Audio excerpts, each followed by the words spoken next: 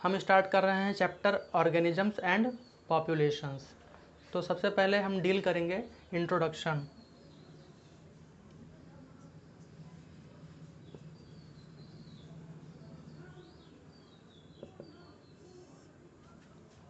First of all ecology, हम समझेंगे कि व्हाट इज इकोलॉजी। तो इकोलॉजी को सबसे पहली बार इस वर्ड को यूज किया था एक साइंटिस्ट अर्नस्ट हेकल ने। Ecology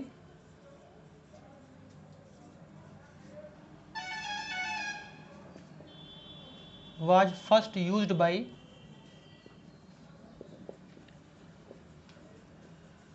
scientist Ernst Haeckel. और इकोलॉजी दो वर्ड से बना है, ओइकोलॉजी, ओइको और लॉजी। तो सबसे पहले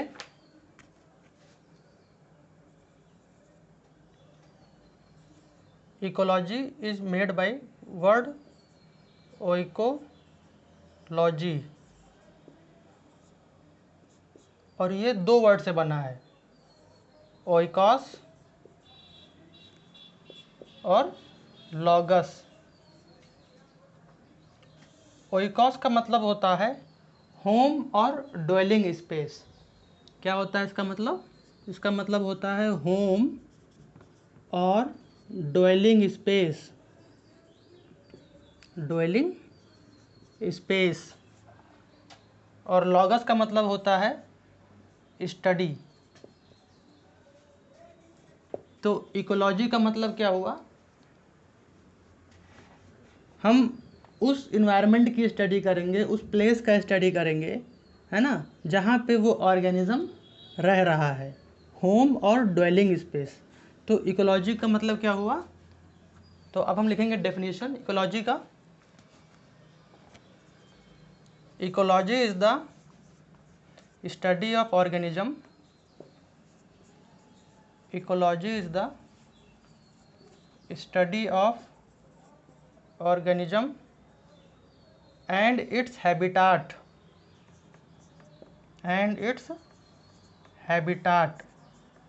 where they live, where they live। तो क्या है ecology? Ecology is the study of organisms and its habitat where they live. मतलब हम इसमें ऑर्गेनिज्म की स्टडी करेंगे कि वो ऑर्गेनिज्म का फंक्शनल एरिया क्या है और वो ऑर्गेनिज्म कहाँ रह रहा है, उस हैबिटाट की भी हम स्टडी करेंगे। या फिर इसका हम दूसरा डेफिनेशन लिख सकते हैं इकोलॉजी का। Ecology is the reciprocal interaction, ecology is the reciprocal interaction between biotic and abiotic components, between biotic and abiotic components। तो ये दूसरी डेफिनेशन हो गई इकोलॉजी की। क्या? Ecology is the reciprocal interaction between biotic and abiotic components. Nature में दो तरह के कंपोनेंट होते हैं, एक बायोटिक मतलब कि लिविंग और दूसरा नॉन लिविंग मतलब एबायोटिक। तो इन दोनों के बीच में क्या इंटरेक्शन है, इसी की स्टडी को हम इकोलॉजी कहते हैं। एक और साइंटिस्ट थे Eugene P Odum. Odum sir ने इकोलॉजी को डिफाइन किया था कि ecology is the study of ecosystem. तो according to Eugene P Odum, according to Eugene P. Udom, इन्होंने क्या कहा था? Ecology is the study of eco system. Ecology is the study of eco system, whereas इनको father of ecosystem ecology कहा जाता है। क्या कहा जाता है? Father of father of ecosystem ecology. ये कौन थे? Eugene P Odum. Eugene P Odum ये फादर ऑफ इकोसिस्टम इकोलॉजी थे। वेयर एज इन्होंने एक बुक लिखी थी, बुक का नाम था fundamental of ecology. He wrote the book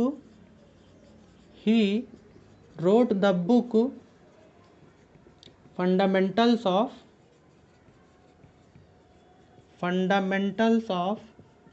ecology. इसके अलावा फादर ऑफ इंडियन इकोलॉजी थे professor Ramdev Mishra ji. Father of Indian ecology कौन थे? फादर ऑफ इंडियन इकोलॉजी कौन थे?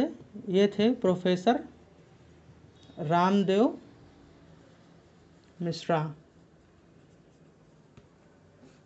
और इन्होंने बहुत सारे डिफरेंट एस्पेक्ट्स पे वर्क किया था इकोलॉजी के, जैसे कि he worked on ecological succession,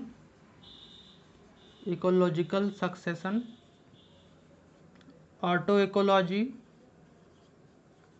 etcetera. ये इनके वर्क ऑफ इंटरेस्ट थे। इकोलॉजिकल सक्सेशन मतलब होता है कि कहीं पे पूरी तरीके से बायोलॉजिकल डाइवर्सिटी डिस्ट्रॉय हो गई हो, पूरा बैरन लैंड हो गया हो, और वहाँ पे अब किस तरीके से एक नए सिरे से किस तरीके से वहाँ पर डाइवर्सिटी फिर से ग्रो होना स्टार्ट होगी, इस सब पे उन्होंने बहुत ज़्यादा वर्क किया था।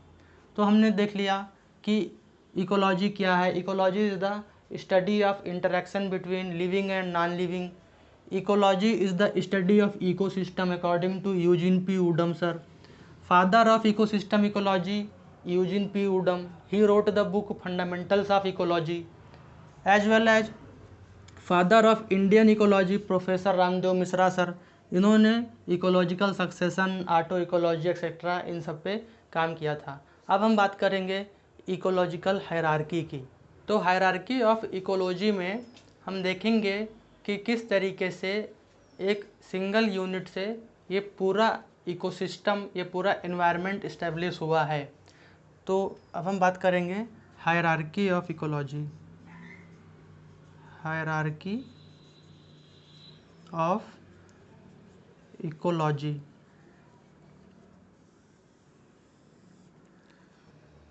तो जब भी हम एनवायरनमेंट की बात करते हैं तो इसका बेसिक लेवल ऑफ ऑर्गेनाइजेशन जो होता है वो होता है ऑर्गेनिजम्स से। किससे होता है? ऑर्गेनिजम्स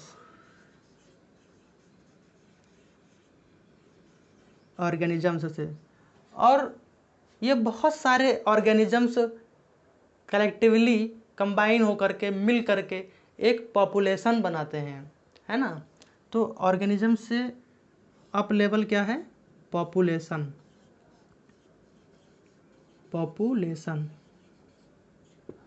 और डिफरेंट स्पीसीज की पॉपुलेशन मिल करके एक कम्युनिटी का फॉर्मेशन करती है। पॉपुलेशन से नेक्स्ट लेवल हो गया कम्युनिटी।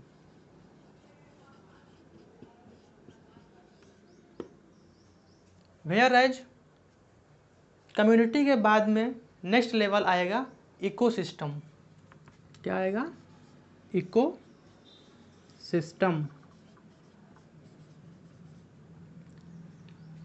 जब हम पॉपुलेशन की बात करते हैं तो पॉपुलेशन में हमेशा पॉपुलेशन किसी एक सिंगल स्पीसीज़ की होती है। अगर किसी एरिया में 100 पॉपुलेशन रह रही है ह्यूमंस की, किसी विलेज में अगर 100 ह्यूमंस रह रहे हैं, 100 होमोसेपियंस रह रहे हैं, तो वो होमोसेपियंस की पॉपुलेशन हो जाएगी, वो सिंगल स्पीसीज़ हैं। अगर किसी पर्टिकुलर कॉलोनी में 20 डॉग्स हैं सपोज, तो वो सिंगल स्पीसीज़ है, इसीलिए वो पॉपुलेशन है।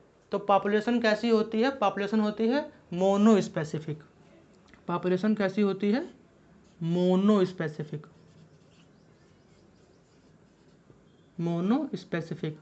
पॉपुलेशन हमेशा सिंगल स्पीसीज की होती है ना। और कम्युनिटी होती है पॉली स्पेसिफिक। पॉली स्पेसिफिक मतलब जब हम कम्युनिटी की बात करेंगे तो कम्युनिटी में सपोज़ एक विलेज है, उस विलेज में बहुत सारे एनिमल्स भी हैं, उसमें बहुत सारे प्लांट्स भी हैं, प्लांट्स भी लिविंग ऑर्गेनिजम्स में आते हैं, ट्रीज़ हैं, और इन सब का कंबाइन करके वो कम्युनिटी फॉर्म करते हैं। तो कम्युनिटी क्या हुआ? कम्युनिटी हुआ पॉली स्पेसिफिक। और जब इकोसिस्टम की हम बात करेंगे तो इकोसिस्टम में बायोटिक और एबायोटिक मतलब लिविंग और नॉन लिविंग दोनों कंपोनेंट्स इसमें आकर के मिल जाएंगे। तो इकोसिस्टम में क्या है? इकोसिस्टम में बोथ बायोटिक एंड एबायोटिक दोनों कंपोनेंट्स प्रेजेंट रहेंगे। तो हम कह सकते हैं कि ecosystem is the first ecological unit in which biotic and abiotic both components are involved. हमने क्या कहा? हमने कहा इकोसिस्टम पहला इकोलॉजिकल यूनिट है जिसमें बायोटिक और एबायोटिक दोनों कंपोनेंट्स इन्वॉल्व होते हैं, है ना। इसके बाद में इकोसिस्टम क्या बना देता है? इकोसिस्टम बना देता है लैंडस्केप। इकोसिस्टम बना देता है लैंडस्केप।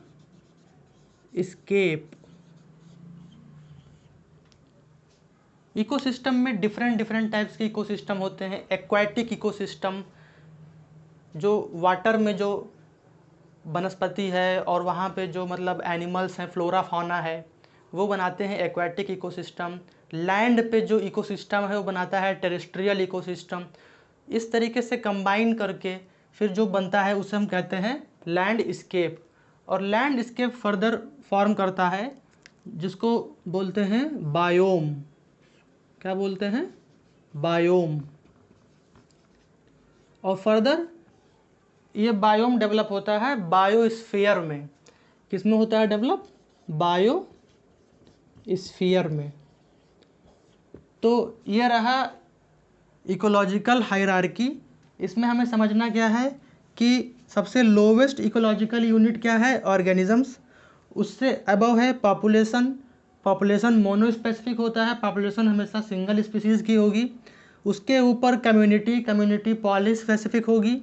इसमें डिफरेंट स्पीसीज़ मिल करके एक कम्युनिटी फॉर्म करेंगी और कंबाइंडली हम बोलेंगे उसको इकोसिस्टम। जब हम कम्युनिटी में एबायोटिक फैक्टर्स को ऐड कर देंगे, एबायोटिक फैक्टर्स मतलब कि एयर हो गया, टेम्परेचर हो गया, वाटर हो गया, ह्यूमिडिटी हो गया, सॉयल हो गया, जब हम इन सबको कम्युनिटी के साथ में मिक्स कर देंगे तो वो बन जाएगा इकोसिस्टम। और डिफरेंट टाइप के इकोसिस्टम मिल करके बनाते हैं लैंडस्केप। और फर्दर वो बायोम, और फिर बायोम फर्दर बायोस्फीयर फॉर्म करता है। बायोस्फीयर में 3 पार्ट्स होते हैं। एटमॉस्फेयर मतलब एयर, है ना, लिथोस्फीयर और हाइड्रोस्फीयर। तो ये रही इकोलॉजिकल हायरार्की। अब हम डिफरेंट एबायोटिक फैक्टर्स के बारे में बात करेंगे।